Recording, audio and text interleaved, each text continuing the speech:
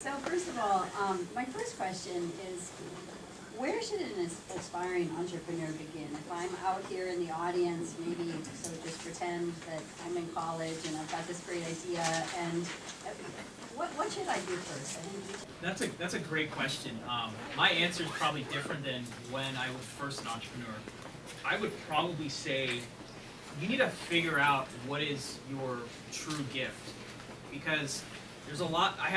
There's this term that's out there. It's called a wantrepreneur. It's like someone who wants to be an entrepreneur, but they're evangelizing, like seeing like Tony Stark's in Iron Man, or seeing like the Facebook CEO. You know, those aren't your. You shouldn't be an entrepreneur to be like those people. You should be an entrepreneur because you want to solve a problem, or you want to solve something, or you want to make the world better, or whatever it is you want to do. So I honestly suggest figure out what is it that you want to. How will you contribute to the world? A lot of people that come to us as investors, the first thing we look at is the business plan. But really, it's the business summary. Again, I can't stress enough to be focused. That's what the business plan is about, right? But really, in the beginning, you probably don't have to do, this long business plan.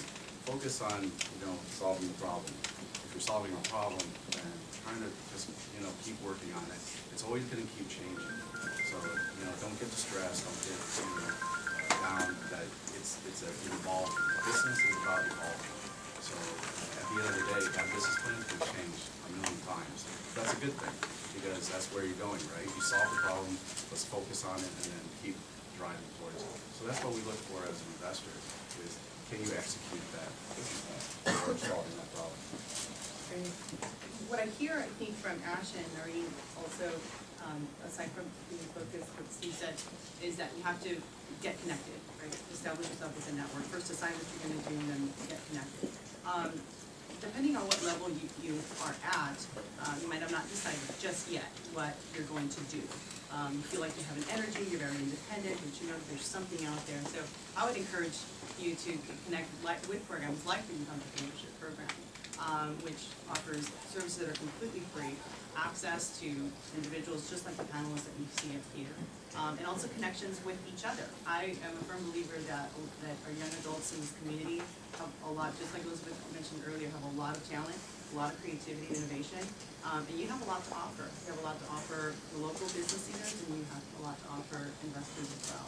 But it's about focus, and it's about exercising a few of those things before you're at the level of presenting it to an investor, right? So who better to help you hash out that business plan or hash out that pitch than your network. So certainly programs like these are available to you for that reason.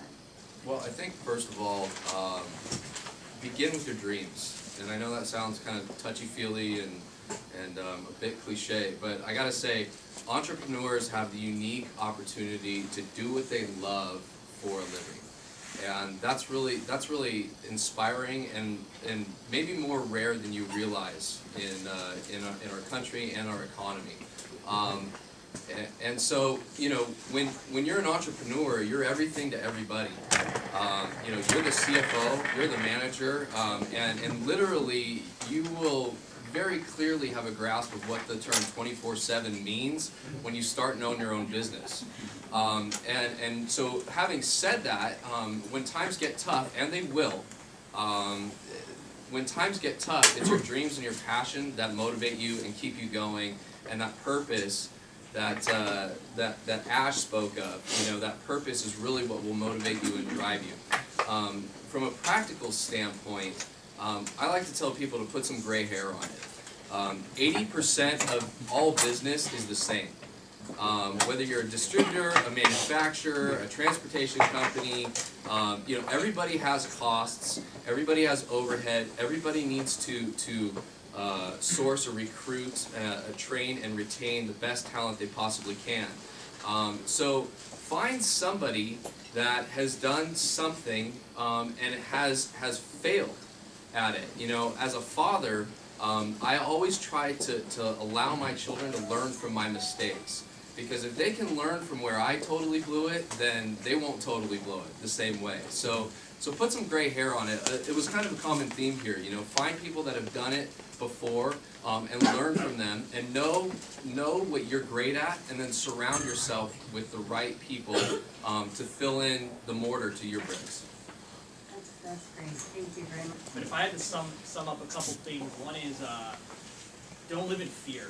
I think a lot of people get scared as they're building their company. You know, we've talked about the rejection, we talked about parents maybe not realizing your dream, or your friends saying you're crazy or this or that. You know, well, it's kind of funny, Apple has that slogan on their commercials, old school commercials, here's to the crazy ones. They meant to say that for entrepreneurs, like the crazy ones do things, unfortunately, whether it's true or not. But really not living in fear, just sticking to your guns. There's a difference between being cocky and confident. Cocky is trying to prove something to the world. Hey, I've been neglected, I'm here to prove to you. Confident saying, look, I'm here to do something. No matter what happens in the marketplace, I'm going to succeed. And kind of my last point on that is, the way you know you're doing something confident versus doing something cocky is when you follow something that you're passionate about, not just a trend. So here's an example. Let's say Facebook goes IPO, which it is. Let's say the market tanks. Let's say it doesn't do well and Facebook becomes a blunder. If you built a social media type play just to ride off the Facebook coattail alone, you're probably going to be depressed, and you're probably going to say, okay, I'm not going to do this business anymore. Let's fold it. But if you're passionate about social media, you're confident about social media, and you're just like, okay, Facebook tanked, how do we pivot, how do we change our business model, and how do we move forward and take advantage of some missed opportunity? You gotta keep that in mind, I guess. So follow passion, not a trend, and don't live in fear.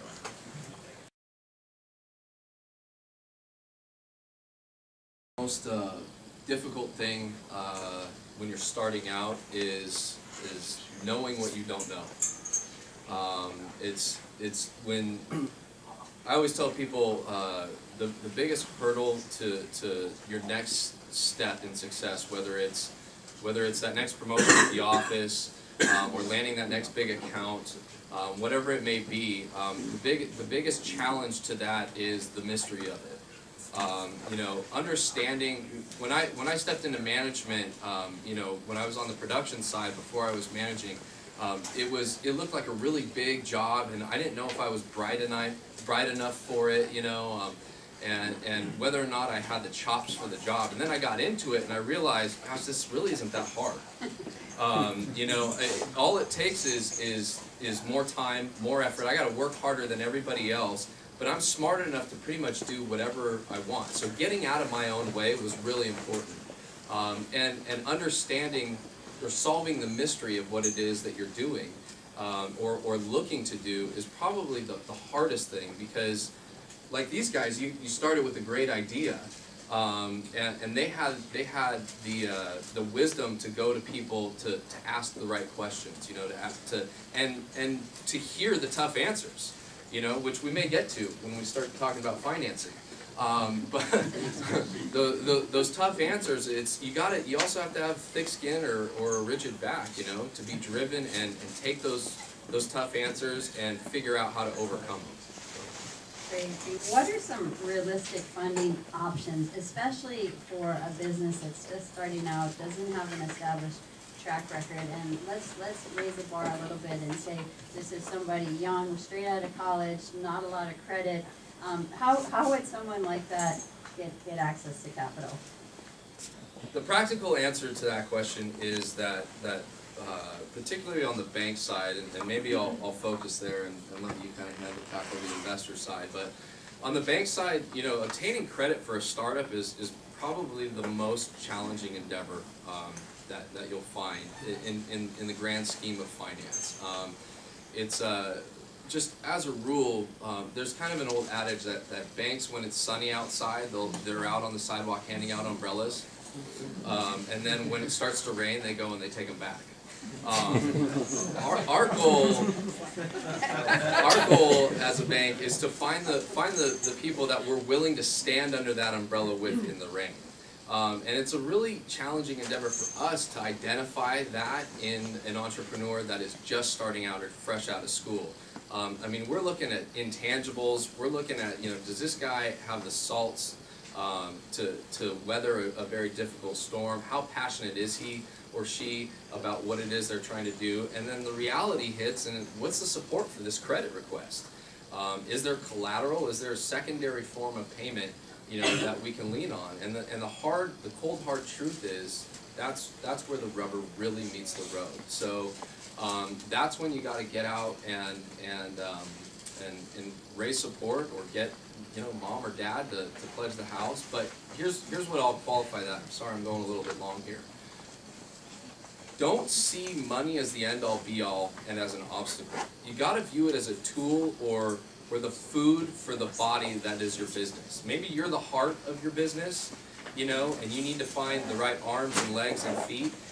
And food or money is simply the food. I can tell you countless stories of people who are clients of mine that are millionaires today, who came to this country with $8 in their pocket, literally. So the harder part for you is what our culture has set you up for, and that is sort of an immediate gratification culture where I'm young, and because my dad and grandfather were really successful, I want that now. Well, your dad or your grandfather risked everything, including the farm, and you'll be amazed at what a motivator risk is. When you put your life on the line and you put everything that you have and are into a company, darn it, you're gonna make it work, okay? You're gonna figure out how to make that work. So when you go for financing and you don't get it, don't be discouraged. That's when you say, well, I'm gonna figure out another way. Go get a second job. Go do whatever you have to do to make your dreams come true. And the right bank or the right investor will come along, and then you'll be the one saying, I told you so. I would love for all of you that if I were to deny you a loan, I'd love to hear from you, in 2-5 years telling me you told me so. And then we'll offer you an umbrella. I was wondering if any of you might venture a guess, where's the low-hanging fruit these days in terms of entrepreneurial opportunity? Is it in new media? Is it in social media? Is it in software? Are there particular markets that you're aware of right now where there's a lot of pain and customers waiting for solutions?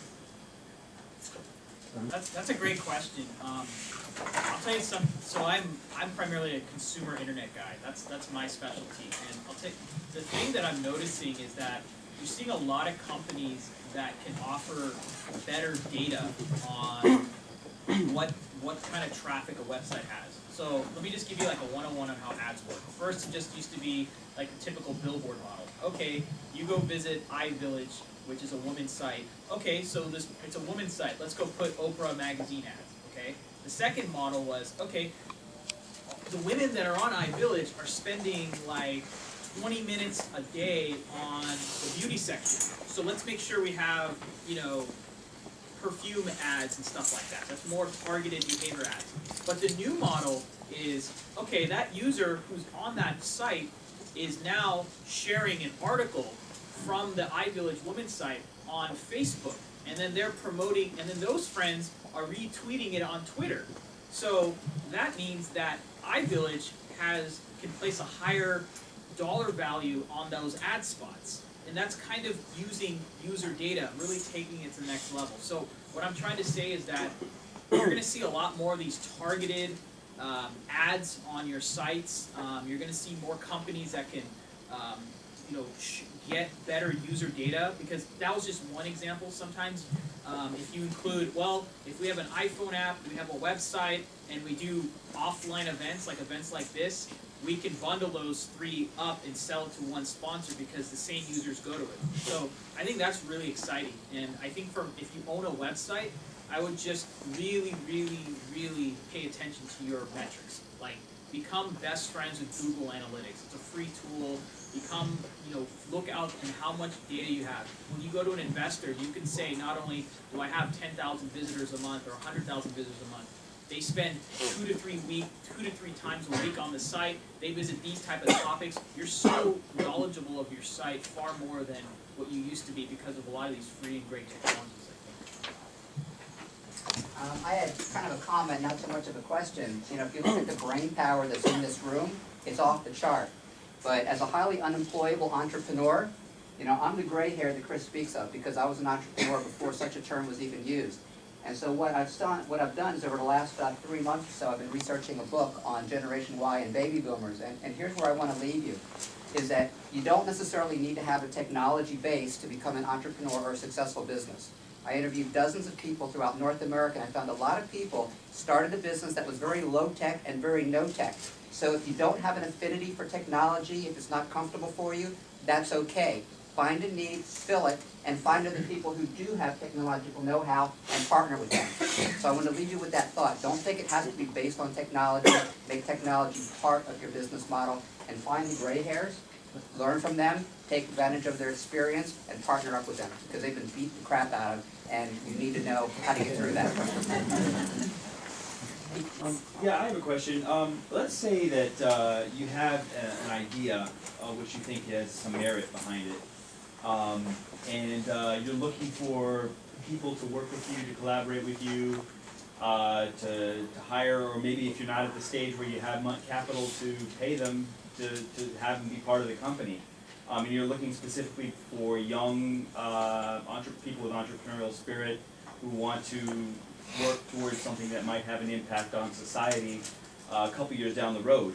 What would be a good way to get the word out, get in touch with some of those people, sort of, talk to people and get a feel for what the interest level is like whether it's from universities or, other places on the internet where you can reach out to the younger crowd?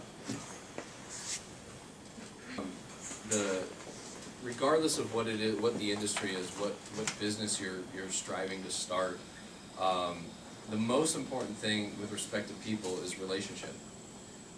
And so there's, and I might get browbeat after this panel by some of these high-tech guys over here, but some of the danger of technology, if you don't use it right, is that it quenches those relationships. It becomes very water skiing, in the realm of relationships, where when you're starting a company or wanting to establish a network of folks that will be meaningful and sustainable, you got to get into a submarine. You got to scuba dive. You got to go deeper, and what that takes is time.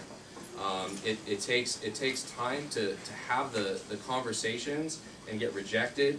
It takes time when you're out lunch with a buddy or at a family function, being the crazy guy, willing to talk about your vision and your desires, and with anybody and everybody that will actually listen to you until you see what I like to call the flame over their head. When they get it, or their eyes light up when you start talking about it, and you know that they want to be a part of that, those are the most powerful people. And it's not to say that everybody is going to be arm in arm with you at that level when you're starting out. But if you have a select group of people that really buy into your vision to that level, then the outliers or those other people that will sort of come and go, they'll serve a role for a season or for a period of time. So I think the common thread, whether you've been in business for 50 days or 50 years, is it really boils down to relationship and having and establishing the right relationship. Viviana Leon with $1 Million Girl Agency. I currently own Red Carpet and Economy Agency out in New York City, and I'm looking into expanding in Orange County, Los Angeles area. However, a lot of these fashion houses who I'm working with, Versace, Coco Chanel, they travel outside of the U.S. Into London, Milan, and I feel very limited because I can't take my entire staff with me. So do you have any advice or guidance for entrepreneurs who are trying to expand not only nationally but internationally? Hey, who wants to grab that? I mean, I'll say one thing.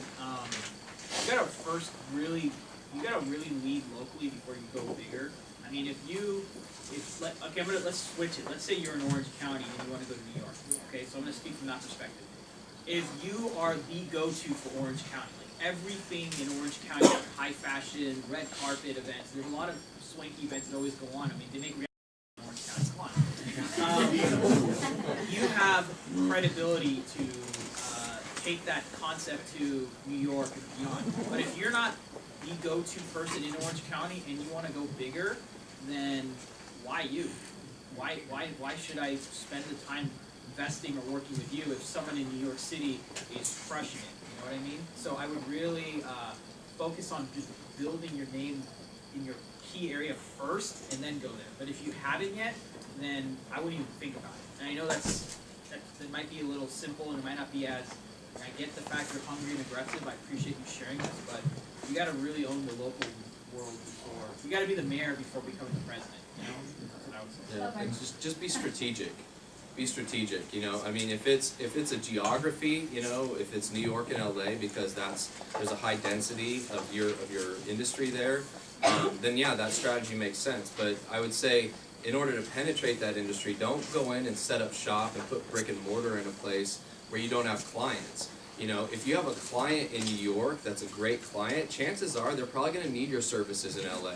So just dovetail off of that relationship and follow them out. Keep yourself lean and mean until you have the ability to grow and grab some other clients, you know, and eventually, organically, naturally, you'll have the opportunity to get to Milan and London and those other places where, you know, those other high profile places. But be willing to say no. You know, be willing to say no. Don't grow yourself out of business or look at a carrot so big that you can't pass it up when it's not making you either increasing your capital account, your cash capital, or your relationship capital. Sometimes you may need to lose a little bit for a bigger opportunity down the road by developing relationship capital, but you can only do that, you only have a couple of those chips before you find yourself in trouble.